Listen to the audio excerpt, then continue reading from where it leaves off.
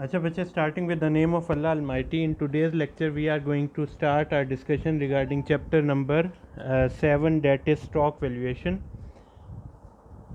The very first thing that we are going to study in this chapter is basically the two sources of finance. As we know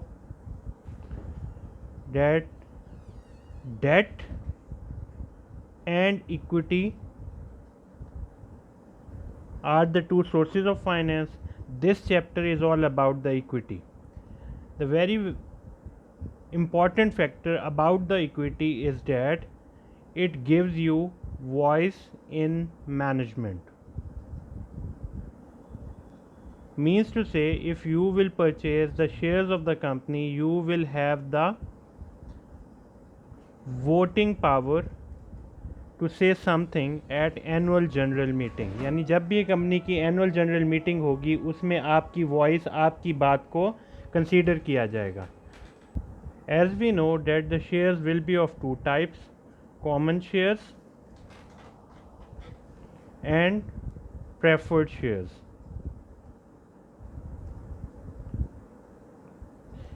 Shares or the stock will be termed as the same thing, and this chapter is about the stock valuation.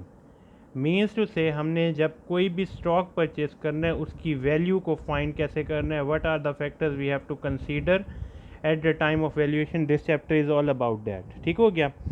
तो सबसे पहली बात आपको जो समझ आनी चाहिए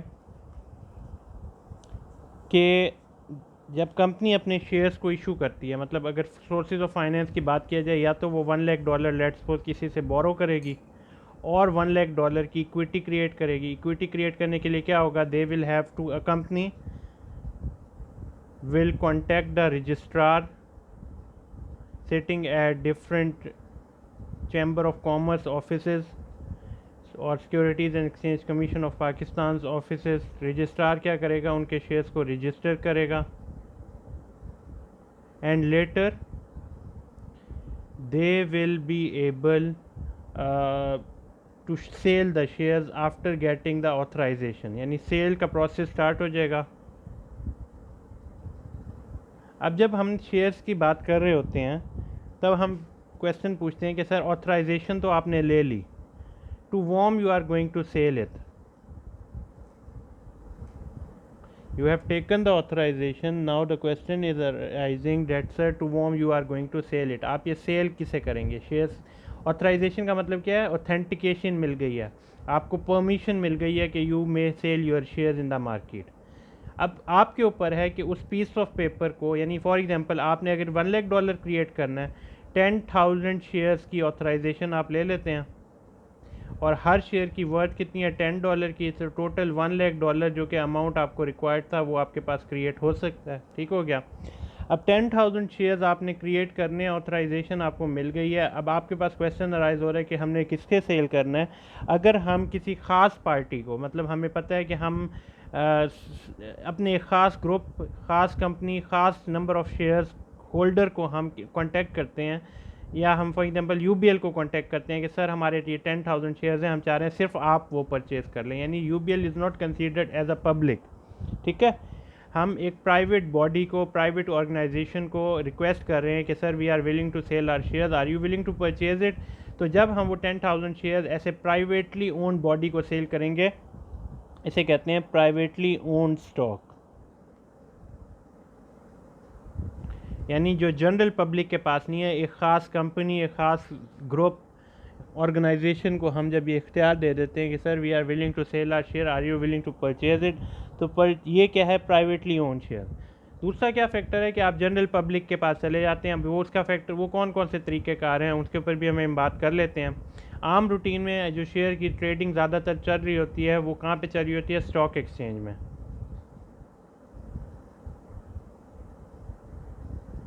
यानी पाकिस्तान स्टॉक एक्सचेंज के अंदर शेयर्स को सेल और परचेज़ किया जा रहा होता है. ठीक हो गया. ये क्या है, यहाँ पे जनरल पब्लिक जाके परचेज़ कर रही होती है. अब हम कहते हैं कि सर ये तो बात आ गई ना सेकेंडरी मार्केट की.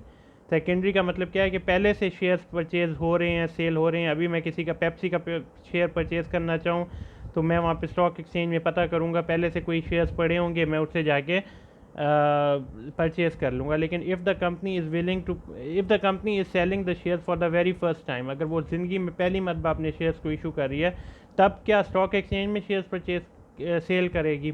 May be they will offer the shares in stock exchange, और they will have their different agreement with different brokers. कुछ ब्रोकर से कॉन्टैक्ट करेंगे, sir we are willing to sell the share, या किसी private group को, जिसमें example मैं दोबारा यूबीएल की ले लेता हूँ, कि प्राइवेट ग्रुप या प्राइवेट बैंक्स या प्राइवेट फाइनेंशियल इंस्टीट्यूशंस को रिक्वेस्ट करती है कि सर हमने अपने 10,000 शेयर्स को मार्केट में सेल करना है, आप हमें साथ दें। क्योंकि अब यहाँ पे क्वेश्चन अराइज होगा कि सर एबीसी कंपनी है, अननोन कंपनी है, जिसके बारे में किसी को भी नहीं पता, लेकिन यूबीएल के बारे में सबको पता है। अब जब यूबीएल क्या कहती है कि उसके कस्टमर उसके पास आते हैं जो कि जनरल पब्लिक है, तो वो कहते हैं कि सर ये एबीसी कंपनी है, इसके अंदर आप इन्वेस्टमेंट करें, ये इन्वेस्टमेंट क्राइटेरिया है, ये आपको डिविडेंड परसेंटेज दी जाएगी।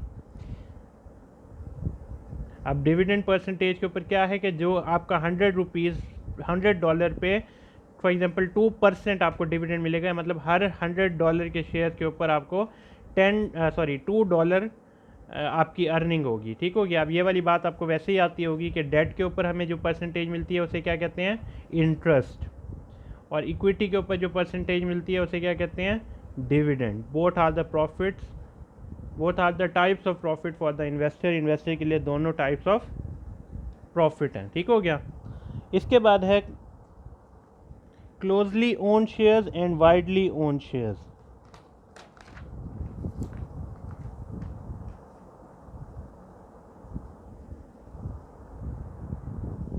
क्लोजली ओन में ऐसी होती है कि एक या दो कंपनीज किसी कंपनी के शेयर्स को ज़्यादातर परचेज कर लेते हैं, यानी स्मॉल ग्रुप ऑफ पीपल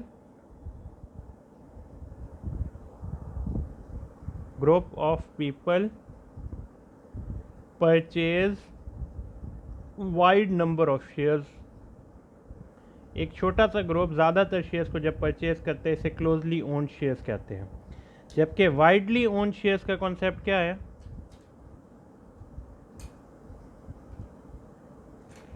कि वाइड ग्रुप ऑफ पीपल, यानी बहुत सारे लोग थोड़े थोड़े शेयर्स परचेज कर लें, स्मॉल नंबर ऑफ शेयर्स को परचेज करें, इसे वाइडली ओन शेयर्स कहते हैं। पार वैल्यू किसे कहते हैं? पार वैल्यू का कॉन्सेप्ट क्या है? Return value of your share. जैसे हम अभी एग्जांपल ले रहे थे कि $10 का आपका शेयर है, तो वो जो $10 उस पर स्टेट किया गया है, उस पर जो लिखा गया रिटर्न जो वैल्यू है, that is basically the par value of the share. उसके बाद शेयर्स आपको क्या प्रोवाइड करता है? राइट प्रोवाइड करता है, इख्तियार प्रोवाइड करता है। You will be considered as the owner of the company after purchasing the share, specifically the common share. जब आप कॉमन शेयर्स परचेज करते हैं तो you will consider as the owner of the share who will have the active participation in the management of the company. Company की management में जिसकी active participation होती है कॉमन शेयर होल्डर की, वो ऑनर कंसीडर होते हैं। वो कंपनी के की मैनेजमेंट में अपना वॉइस क्रिएट करते हैं वोटिंग पावर के थ्रू। ठीक है।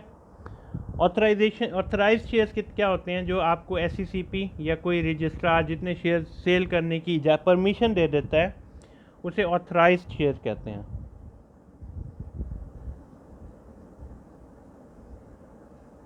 जितने शेयर्स को सेल परचेज करने की परमिशन आपको रजिस्ट्रार दे देता है,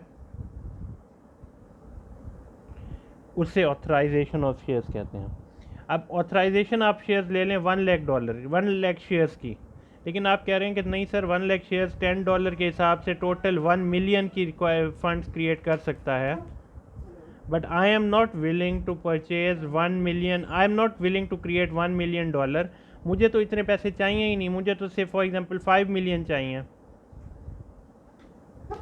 या फिर 5 लाख चाहिए, $5 लाख चाहिए, तो आपको 1 लाख शेयर्स को इशू करने की ज़रूरत ही नहीं है। आप उनमें से क्या करेंगे? सिर्फ 50,000 शेयर्स को इशू करेंगे मार्केट में।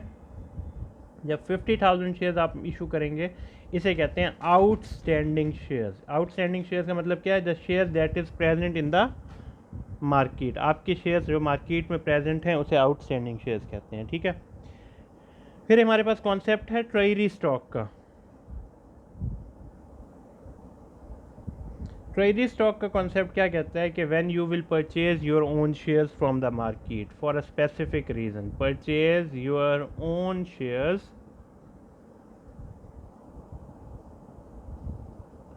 फ्रॉम मार्केट, इसे कहते हैं ट्रेजरी स्टॉक। ठीक है, अब आपने कहा कि सर 5 लाख शेयर्स आपने मार्केट में इशू किए हैं, उन्हें आपने आउटस्टैंडिंग का नाम दिया, आउटस्टैंडिंग शेयर्स का। इन्हीं आउटस्टैंडिंग शेयर्स को जो दूसरे अल्फाज में हम इस्तेमाल करते हैं कि these are the issued shares that you have issued and later they are outstanding. अगर आप किसी कंपनी की एनुअल स्टेटमेंट निकाल के देखें या बैलेंस शीट देखें, वहाँ पे वर्ड होता है इशूड एंड आउटस्टैंडिंग शेयर्स, यानी आपने इशू किए 25 लाख शेयर्स और वो आउटस्टैंडिंग है, मींस मार्केट में उन्हें परचेज किया गया है, इन्हें इशूड एंड आउटस्टैंडिंग शेयर्स कहते हैं। ठीक हो गया। इसके बाद हमारे पास अगला कॉन्सेप्ट है प्रॉक्सी का या प्रॉक्सी बैटल का। आपने अगर कोई अपना डिसीजन मेकिंग चलाना है या डिसीजन मेकिंग करना है तो आपको एनुअल जनरल मीटिंग में 51% शेयर्स का मालिक होना चाहिए। मतलब अगर कंपनी के 100 शेयर्स हैं, मैं एग्जांपल के तौर पे आपको समझा रहा हूँ कि if there are 100 shares of the company and at the annual general meeting you want to vote for agenda, कोई एजेंडा है, एजेंडा क्या हो सकता है कि Jazz is willing to purchase Warid, Jazz ने वारिद को परचेज़ करना है। अब ये एजेंडा है। जैज़ के अंदर अगर 51% वोट इसकी फेवर में आ जाएंगे तो वो परचेज़ की तरफ जाएंगे, और अगर 51% वोट इसके अगेंस्ट आ जाते हैं या कम या इससे ज़्यादा वोट इसके अगेंस्ट आ जाते हैं तो ऐसी काम नहीं होगा। अब SCCP ने क्या क्या रखा है, उन्होंने कहा लेट्स सपोज एक बंदा मोर देन 20% शेयर्स को परचेज़ नहीं कर सकता। ठीक है, अब उस बंदा, वो जो सिंगल पर्सन था, ही हैज़ 20% शेयर्स और वो चाहता है कि हम वारिद को परचेज़ करें, हमें इजाज़त मिल जाए, वोटिंग पावर से हम ये चीज़ इंश्योर करा दें, लेकिन उसे पता है कि मेरे पास सिर्फ 20% का राइट है, मैं तो मुझे 31% की डेफिशिएंसी है अपना वोट या अपनी पावर को या अपनी रिक्वायरमेंट को फुलफ़िल करने के लिए। तो वो 2 और बंदे लेके आता है और उनसे कहता है कि सर मैं आपको पैसे देता हूँ, आप अपने नाम पे 20% शेयर्स परचेज़ करें, और तीसरे को कहता है सर आपको मैं पैसे देता हूँ, आप अपने नाम पे 11% वोट शेयर्स परचेज़ करें। अब पैसा किसका लगा हुआ है? 1 का, लेकिन उस सामने कौन आया हुआ है? 2 और 3, जिनके पास 20% एंड 11%, टोटल कितने बन गए? 51% हैं। और एनुअल जनरल मीटिंग में ये अपनी वोटिंग पावर को इस्तेमाल करवाता है अपनी ख्वाहिश से।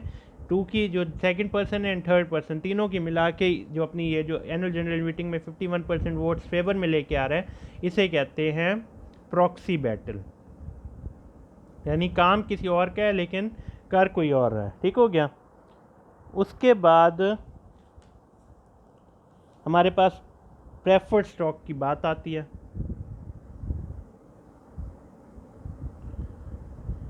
तो पहला आपको छोटा सा एक डिफरेंस समझ आना चाहिए कॉमन स्टॉक का या कॉमन शेयर्स का और प्रेफर्ड शेयर्स का। कॉमन शेयर्स क्या होते हैं कि they are the owners having voting power, having voice at annual general meeting, ये कॉमन शेयर्स हैं। Preferred shares having the ownership on profit, इनका सिर्फ और सिर्फ प्रॉफिट में ओनरशिप होती है। नो वोटिंग पावर, इनकी कोई वोटिंग पावर नहीं होती। नो वॉइस, इनकी कोई वॉइस नहीं सुनी जाती। Means if they will attend the annual general meeting their voice will be muted, उन्हें बंद कर दिया जाएगा, इनकी आवाज़ को सुना नहीं जाएगा। ठीक है। पार वैल्यू प्रेफर्ड स्टॉक क्या होते हैं कि जिसमें कोई वैल्यू रिटर्न लिखी पड़ी हो, for example $10। No par value preferred stock क्या होते हैं? If there will be no value return, अगर हम कहें कि सर ये शेयर प्रेफर्ड स्टॉक है, हमने इसे सेल करना है, वो कह रहे हैं इसकी वर्थ क्या है, हम उन्हें क्वेश्चन सिर्फ एक ब्लैंक स्पेस दिखाई दे रहे हैं, हम कहते हैं सर ये हम $13 का सेल करते हैं। अगर निगोशिएशन के बाद $13 का जाती है तो हम $13 स्टेट करेंगे, मतलब उस पर लिख देंगे, और फिर से उस शेयर की जो आइंदा की वर्थ बन जाएगी वो $13 ही होगा। नो पार का मतलब है हमने उसके ऊपर पहले से कोई चीज़ लिखी नहीं हुई थी, अब हमने जाके लिखी है, इसे कहते हैं no par value, no par value preferred stock. ठीक है। उसके बाद है एस, जैसे कि मैंने आपको कहा ऑनरशिप ऑन प्रॉफिट। कंपनी जब प्रॉफिट कमाएगी उसमें से इन्हें ऑनरशिप मिलेगी, उसमें से इसे पैसे मिलेंगे। अगर $100 का इन्होंने शेयर परचेज़ कर रखा है और कंपनी 3% डिविडेंड देती है, इनका मतलब है, इसका मतलब है $3 इन्हें क्या मिलेगा, डिविडेंड मिलेगा। अब यहाँ पे हमारा एक दो कॉन्सेप्ट और आ रहे हैं। पहला कॉन्सेप्ट है हमारा कम्युलेटिव प्रेफर्ड स्टॉक का,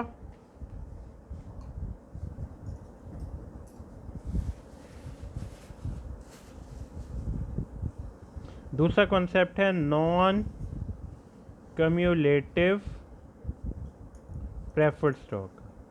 अब जैसे वो $3 के शेयर की बात हुई है कि कंपनी ने इस साल प्रॉफिट क्रिएट किया है और कंपनी ने $3 डिविडेंड देना था, लेकिन कंपनी ने $3 डिविडेंड दिया, ठीक है। कम्युलेटिव प्रेफर्ड स्टॉक की पहले मैं समझा दूँ आपको कि कंपनी ने $3 दिया, नेक्स्ट ईयर कंपनी का $3 डिविडेंड देना था, लेकिन इस साल प्रॉफिट नहीं हुआ, नो प्रॉफिट नेक्स्ट ईयर, तो इस साल हम डिविडेंड नहीं दे सक रहे। जब अगले साल यानी जो थर्ड ईयर आएगा, ये फर्स्ट ईयर था, यू गेव द $3 डिविडेंड।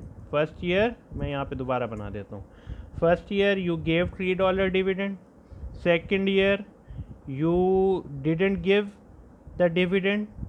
आपने पहले साल तो प्रॉफिट हुआ तो आपने डिविडेंड दिया, लेकिन क्योंकि दूसरे साल नो प्रॉफिट, कोई प्रॉफिट नहीं हुआ, लॉस हुआ है, आप इस साल डिविडेंड नहीं दे पा रहे।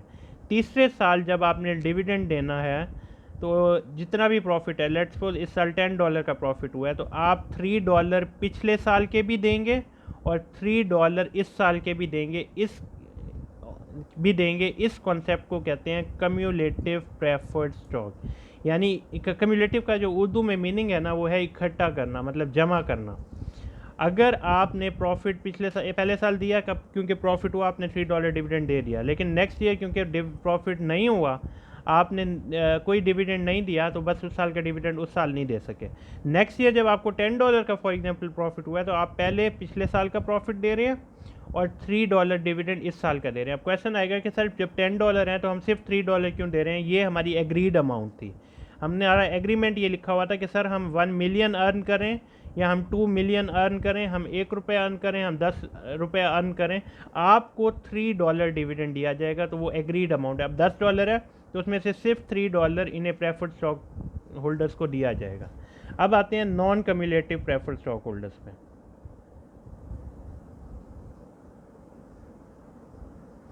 इन्हें हम क्या कहते हैं कि sir if there will be profit that we will give you the dividend. पहले साल प्रॉफिट हुआ $3, आपने उसमें से डिविडेंड दे दिया। दूसरे साल आपका प्रॉफिट नहीं हुआ, नो प्रॉफिट,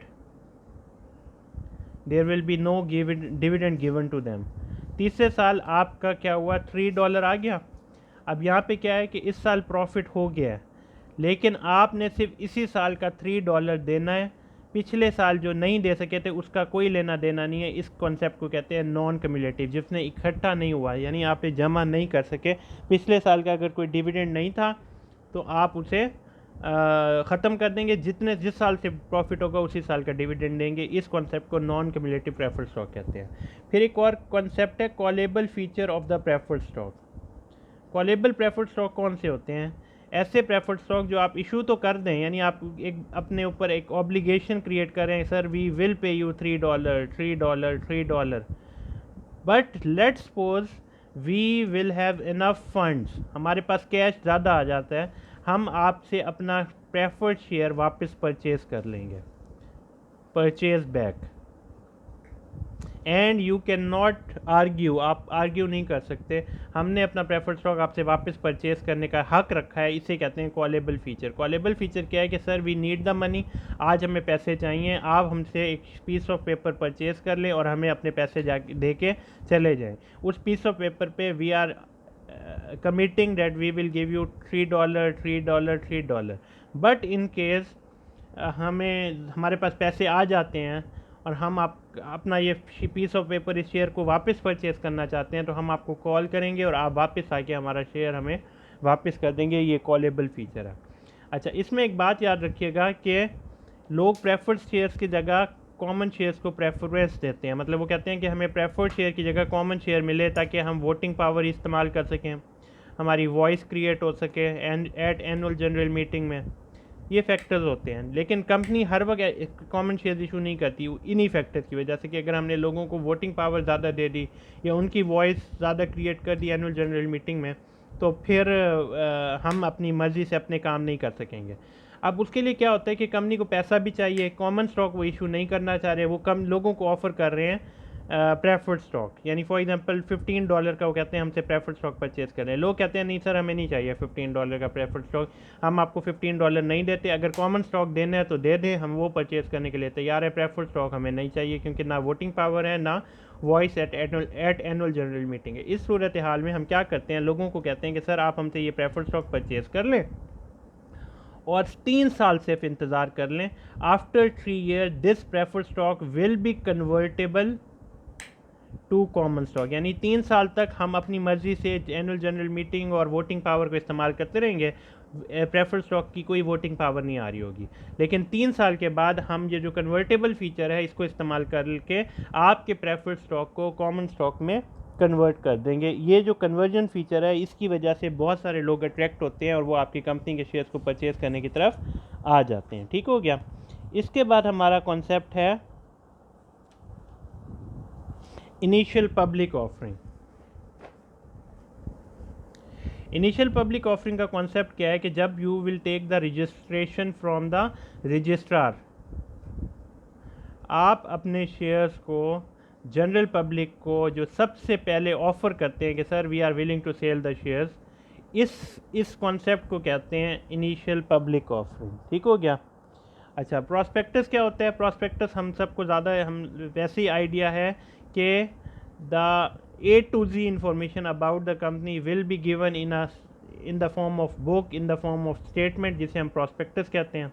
प्रॉस्पेक्टस जब हम इशू करते हैं तो पहले वो अप्रूवल के लिए जाता है। किसके पास अप्रूवल के लिए जाता है? रजिस्ट्रार के पास, SECP में जाता है। वहाँ पे डिफरेंट पर्सनल्स होते हैं जो आपके प्रॉस्पेक्टस को A to Z पहले चेक करते हैं। अब ये जो प्रोसेस होता है प्रॉस्पेक्टस का, जब कंपनी नई बन रही है या कंपनी अपनी एक्टिविटी स्टार्ट कर रही है तो प्रॉस्पेक्टस इशू करती है। ठीक है। और वहाँ पे क्या करती है कि अपने तमाम के तमाम लोगों से इजाज़त लेती है कि sir we are willing to sell the shares, we are willing to perform these activities, तो हमें इजाज़त दें। वो उस प्रॉस्पेक्टस को जब तक अप्रूव नहीं किया जाता तब तक आप अपनी एक्टिविटी स्टार्ट नहीं कर सकते। अब ये बात हमेशा याद रखिएगा कि जब तक ये प्रॉस्पेक्टस अप्रूव नहीं होता, क्या कंपनी तमाम के तमाम काम छोड़ के बैठी रहेगी? Definitely no. क्यों? क्योंकि कंपनी ने अपनी एक्टिविटीज़ करनी है, कंपनी अपने कामों में बिज़ी रहती है, कंपनी ने क्या कहते हैं तमाम के तमाम एक्टिविटीज़ को जारी रखना है। कंपनी क्या करती है इस सूरत हाल में? वो एक स्टेटमेंट इशू करती है जिसे रेड हेरिंग डॉक्यूमेंट कहते हैं। रेड हेरिंग डॉक्यूमेंट में क्या होता है कि जो मेन पॉइंट्स होते हैं अबाउट द कंपनी वो क्रिएट होते हैं, जिसमें फाइनेंशियल इंफॉर्मेशन भी प्रोवाइड की जाती है और मेन इंफॉर्मेशन या मेन ऑब्जेक्टिव या main activities of the company inform करती है। और सिर्फ ये उन लोगों को अप्रोच करती है कि sir we are in the stage in the final stage to start the activity. हमने प्रॉस्पेक्टस अपना भेजा हुआ है, अभी उसकी अप्रूवल नहीं आई, लेकिन उससे पहले कि जितना टाइम वो अप्रूवल में आने में हमें लग जाए, हम ये रेड हेरिंग डॉक्यूमेंट दे रहे हैं। इसमें main points about the company हम आपको बता देते हैं। हम चाहते हैं you should become the investor of the company. ये कुछ लोगों को अप्रोच करके कहते हैं कि सर हम चाहते हैं कि आप कंपनी के इन्वेस्टर बने, आप कंपनी में इन्वेस्ट करें। ठीक है। इन्वेस्टमेंट बैंकर कौन होते हैं? कंपनी क्योंकि जब स्टार्ट हो रही होती है जनरल पब्लिक को उनके बारे में इंफॉर्मेशन नहीं होती। अब मैं इसकी एग्जांपल अगर आपको दूं कि पेप्सी कोला कंपनी के बारे में सबको पता है कि जी ये कंपनी है, उसके अंदर शेयर्स भी परचेज करने के लिए तैयार हो जाते हैं। लेकिन ABC कंपनी जो कि अब नई आई है मार्केट में, no one will have the idea about the ABC company and about their shares. कोई उनके शेयर्स को परचेज करने के लिए तैयार नहीं होगा। अब ABC कंपनी क्या करे? पेप्सी को तो इन्वेस्टर्स मिल जाएंगे, पेप्सी को डेट भी मिल जाएगा, पेप्सी को इक्विटी भी मिल जाएगा, but at the same time ABC company के लिए ये चीज़ें क्रिएट करना बहुत ही मुश्किल होंगी। वो कहेंगे कि sir we are not in a situation और we are not in a position to create funds. हम अपना सोर्स ऑफ फाइनेंस कहाँ से क्रिएट करें? अब यहाँ पे इस चीज़ को टैकल करने के लिए आप क्या करते हैं कि इन्वेस्टमेंट बैंक से या कोई कुछ लोगों से कांटेक्ट करते हैं कि सर हम नई कंपनी है, हमें अपना नया वेंचर स्टार्ट करना है, नए ऑपरेशन स्टार्ट करने हैं, क्या आप हमें फंड्स प्रोवाइड कर सकते हैं? हम आपकी कंपनी के अंदर इन्वेस्ट करना चाह रहे हैं। ठीक हो गया। उसके बाद इन्वेस्टमेंट बैंकर जो होते हैं वो आपसे कहते हैं कि ठीक है सर, हम आपको सपोर्ट करते हैं, आप ये बताएं आपने अपना शेयर कितने का सेल करना है। हम कहते हैं कि सर हमने ना अपने शेयर की जो वैल्यू या जो ऑथराइजेशन लिया रजिस्ट्रार से वो $10 लिया।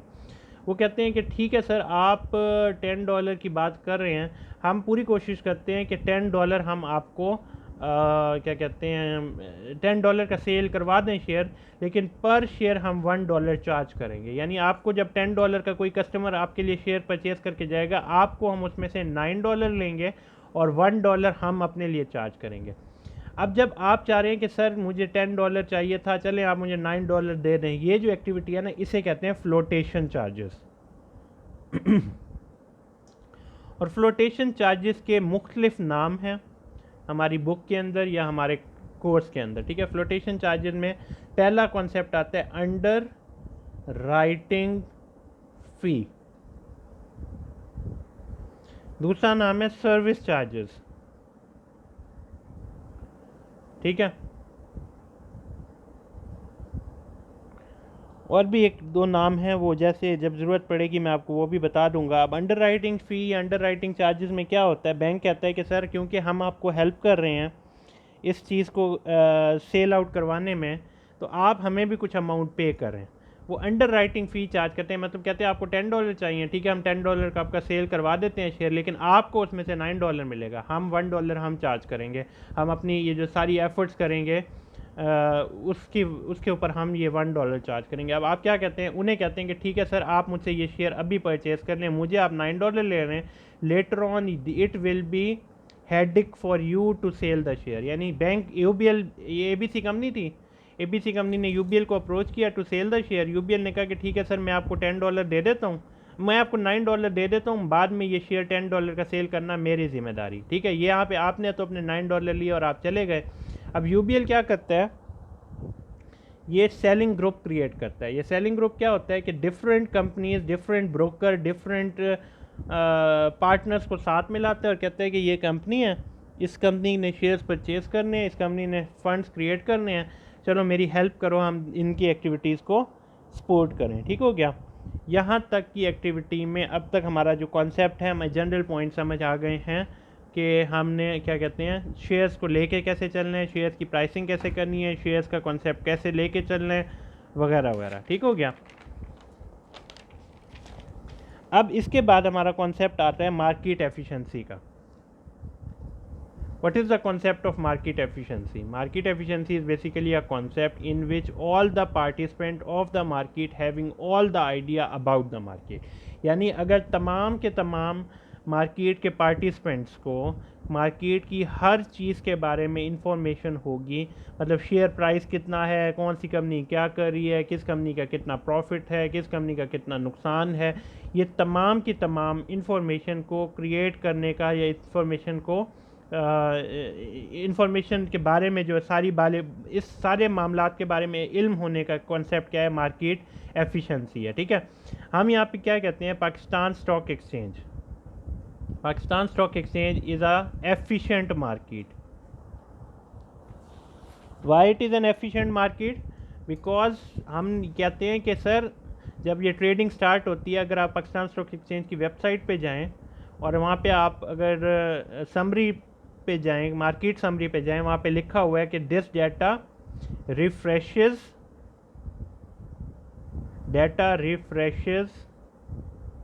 आफ्टर एवरी 5 मिनट्स, हर 5 मिनट के बाद आपका डाटा रिफ्रेश होता है।